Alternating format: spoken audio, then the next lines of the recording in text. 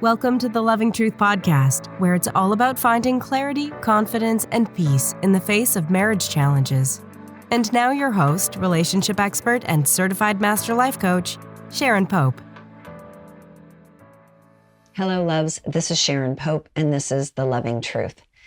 Today, I want to share with you the steps for healing after an affair. There are very few things I can think of that a couple would come through that are more challenging and more heartbreaking than realizing that your partner has betrayed you from an affair. Like, this is really deep work. So if you and your partner are trying to figure out, can we heal from this and create something new together? Can this continue? Can our marriage continue when an affair is discovered? This is the deepest, hardest work you can do. And what you need, I'm just going to say it right up front, you need a map, and you don't have a map. You don't have a map, so you need someone else who does have a map. And part of that map, we're going to lay out for you here today, okay? But it's important that you realize that you can't just do this on your own. This isn't DIY work, because you don't have the instructions, okay? Now, you might say, well, I can lean on family and friends. And that's true. Your family and friends are brilliant at loving you, but they can't heal you. And when you bring family and friends into it, that creates its own set of challenges. Because while you might have, come through it and forgiven your partner and be able to move on, that doesn't mean your family and friends are ready to move on, right? They haven't done that work. They haven't forgiven. So we think that people are sort of in lockstep with where we are. And many times that's just not true. So when we bring family and friends in, it can create another challenge on top of all the other challenges that you have to face should the two of you try to stay together. And by the way, online forums and the internet, the internet's not going to heal this for you either. The internet is beautiful for many, many things. And there's some things that the internet is not great for.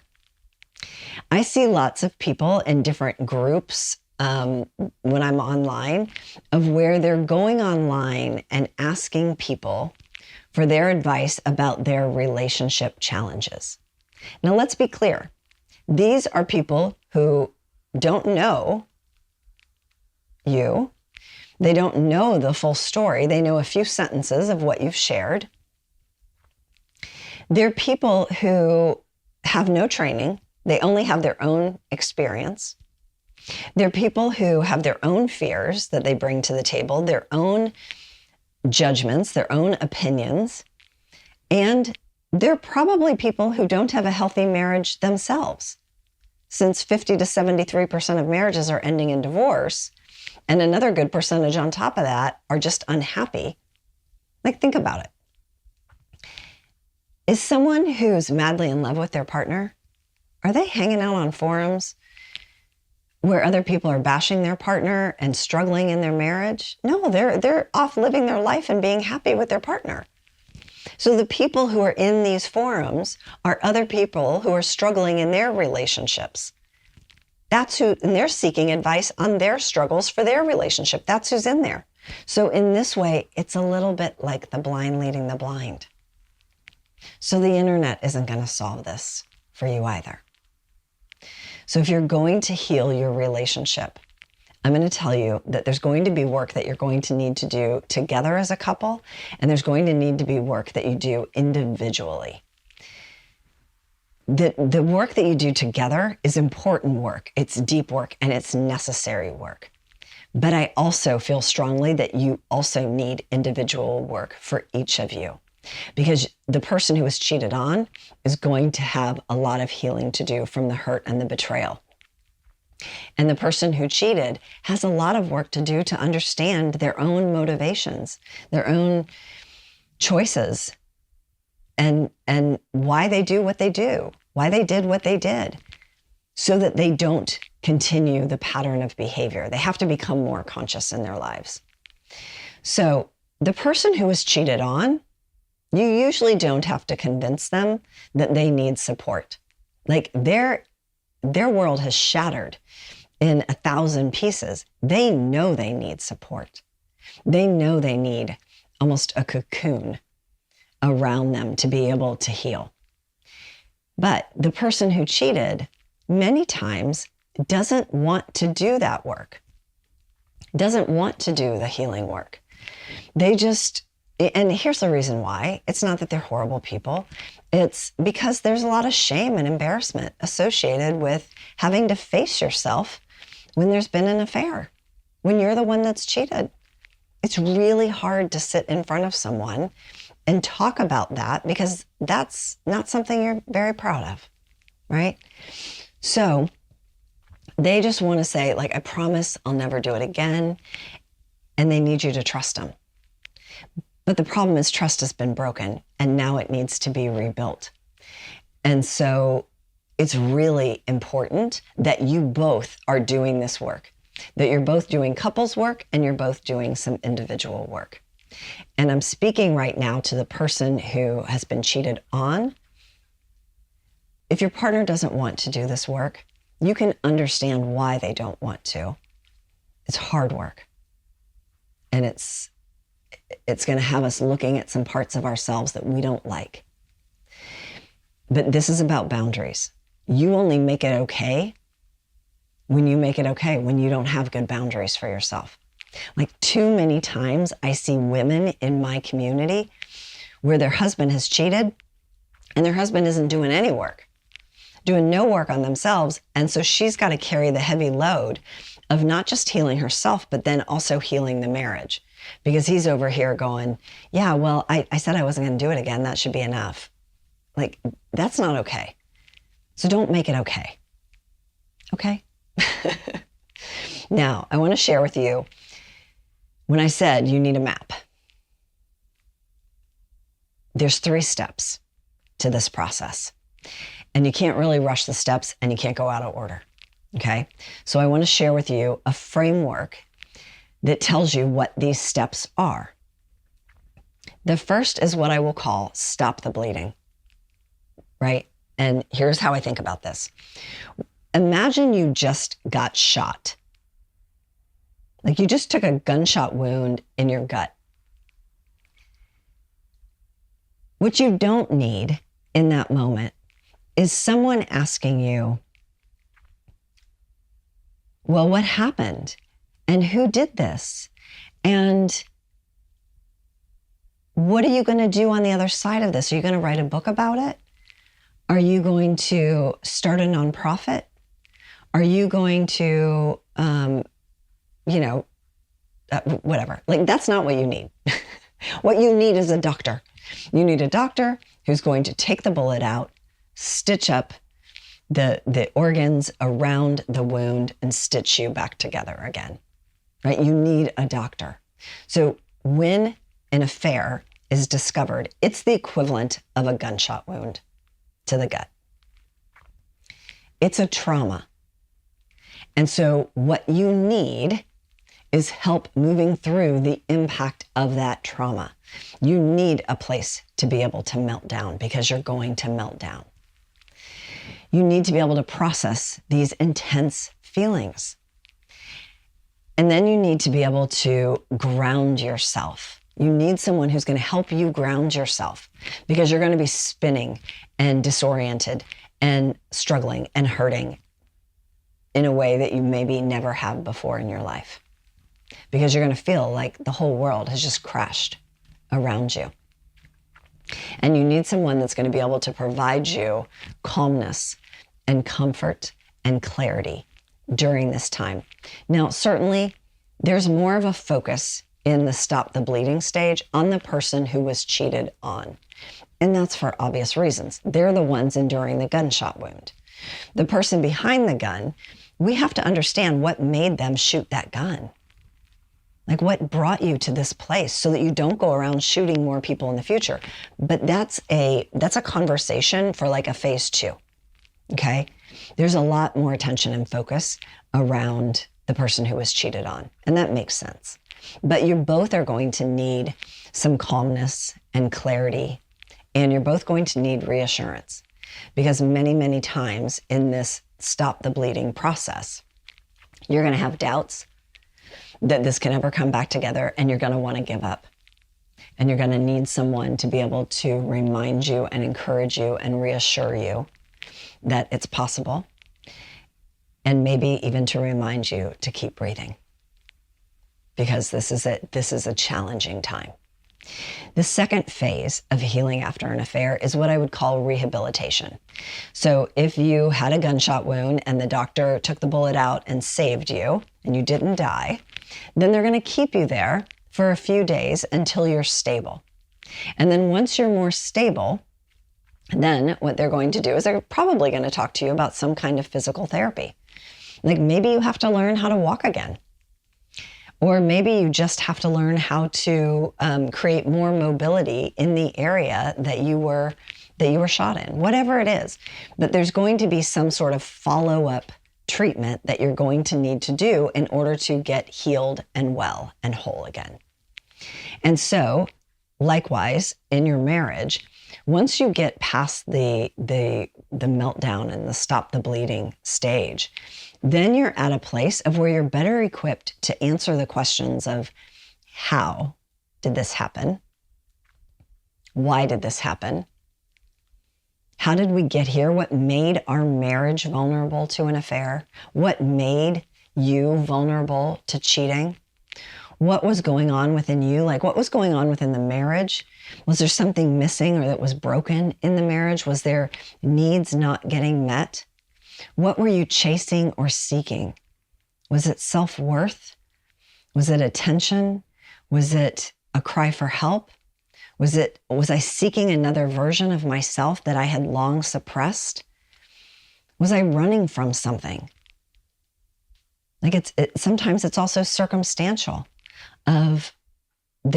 for instance, it's not unusual that you have an affair after someone close to you has died. Like you lose a parent and then you get into an affair because you sort of start to question all the big questions about life.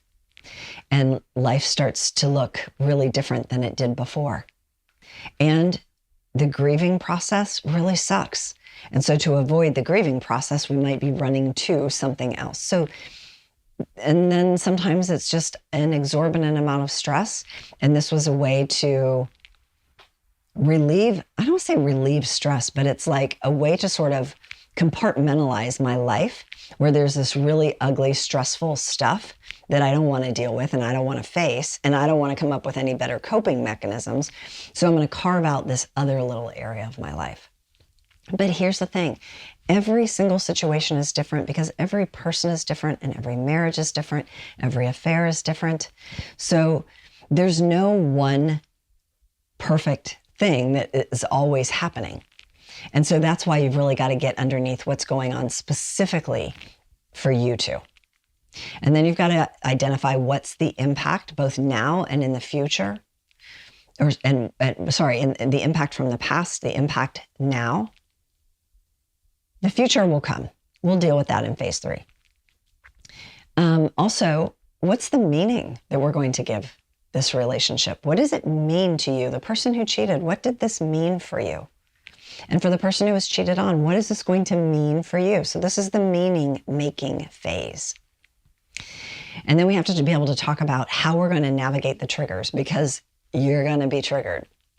Especially the person who was cheated on, you're going to be triggered multiple times a day, hundreds of times a day at first, and then eventually it slows down a little bit. But you have to also, in this phase, begin the healing process of rebuilding the trust that was lost. And the person who broke the trust has to do a lot of the heavy lifting, not all of it. There is a role for the person who was cheated on to rebuild that trust. They have to be open to trusting again. And they have to realize that they have their own back so that should it happen again, because that's their worst fear. What they're really struggling with is, what if this happens again? What if I feel this hurt again? And so this is where you begin rebuilding the process of trusting one another. Phase 2 is the heavy, heavy lifting of healing after an affair. And to be honest, it's the one that most people want to skip. Like, just take me at my word. It won't happen again. Let's move forward. Ignore the past. Pretend it didn't happen. Let's only talk about the future. Like, we just want to skip the messy middle. Like, there's a reason they call it the messy middle, right? But it's this rehabilitation stage that's so important. Lastly is phase 3, which is the healing phase. And it's where you both get to answer the question, now what? Now what? What's our next chapter? Because we're the ones writing the story here. And so what does the next chapter look like? Are we going to remain together and evolve this relationship to a new place? Are we going to trust one another again, knowing that there are no guarantees? Or are we going to end the marriage and hopefully do so in the most peaceful way possible? Now, you might say, if we end the marriage at stage 3, well, then wasn't stage 2 just a big old waste of time and I did all that hard work for nothing? No, no, that's not the answer. And here's why. Think of how you would have ended it at stage 1 when you were shot in the gut, right? When all you need is to stop the bleeding. And then you make the decision to blow up the marriage. The marriage is over. I'm out of here. You throw their clothes on the front lawn, whatever. How you end it and how you move through the divorce is going to look very, very different than how you end it and move through the divorce, if that's the answer, after you go through phase 2 and see, can this be healed?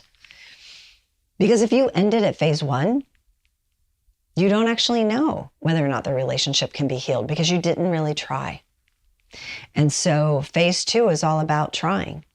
And if you try and you get to a place of where you're like, I just cannot trust you again, or we just can't find our way back to one another again in some way, then you can make peace with that decision because you knew you tried and you know you both tried. And then how you move through the divorce process is going to look and feel very, very different from that perspective. It's the difference between making a conscious choice and making a knee-jerk choice from a reaction, right? You also, for the one who is cheated on, you won't carry this trauma into a future relationship. You won't make future loves pay for sins of your now spouse because you'll have healed that. So that you don't consider everyone as a cheater. Like, because sometimes when you're the one that's been cheated on, particularly if it's been over and over again, you sort of default that everyone's a cheater and they have to earn your trust. You don't just give trust as willingly. And so that can be healed in phase 2. For the person who cheated, you know how they say once a cheater, always a cheater? Well, that's for people who don't do the healing work. Like, are you infinitely more likely to cheat again? Someone who's cheated is multiple times more likely to cheat again than someone who has never cheated. That's for sure. But when you become more conscious about why you do what you do, and you equip yourself with better coping mechanisms and a better ability to articulate yourself about how you're feeling and where you're at in the relationship, well, then you don't have to source yourself to cheating and causing this kind of hurt and upset in your life. It's just, the distinction between a conscious choice and making a choice from anger and pain and fear. And how you move through those two different choices, even though they're the same choice. If it was the same choice to end the marriage, how you move through it will be dramatically different. So phase 2 is never a waste of time. And phase 3 is where you start writing future chapters, even if it looks nothing like what you thought it was going to look like, right? Sometimes we get so upset that it's like, now our marriage is forever tainted because it's not going to look like the vision that I had for us, this growing old together sort of vision. And while that's true, you can create a new vision. Right? It's not going to look the way you thought it was going to look, but that doesn't mean it can't still be beautiful. Right? And so phase 3 is all about healing. And so if you had to build a map for navigating healing after an affair, that's sort of how you could think about it in these 3 steps. you still need support to guide you through them, right? And you're not going to get through them like 3 steps in 3 days to heal from your affair. Like, nope. Time does play a factor here. And it's not going to be 3 months where like everything's healed, but it also shouldn't be 3 years, right? So we often have unreasonable expectations that we should just be able to get over it, and that doesn't happen. But if it's hanging around and it's the only topic of our conversation between us 3 years later, we have a problem, right? We haven't healed from it.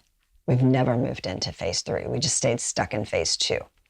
And that's another reason why you need that support. So look, I will tell you, whether it's internet people or it's your family and friends, like it's really easy for someone else to say, like, dump him, he's a jerk, or screw her, I can't believe she did that to you, right? Like it's super easy to say that. But it's a whole different thing when you've built a life and a family with someone and then you've been hurt by them. I just don't think anyone really knows what they would do until they're in this situation. And so this situation deserves some time and attention. And I want you to be able to give yourself that time. And I want you to get the support you need so that you can move through this and you can heal. You can heal personally and as an individual, and potentially you can heal your marriage and come together and move forward in a new way. Until next time, take really good care. If you're listening to this podcast because you're struggling to decide whether to stay or go in your marriage, and you're serious about finding that answer, it's time to book a Truth and Clarity session with a member of my team. On the call, we'll discuss where you are in your marriage and explore if there's a fit for you and I to work together so you can make and execute the right decision for you and your marriage. Go to clarityformymarriage.com to fill out an application now. That's clarityformymarriage.com.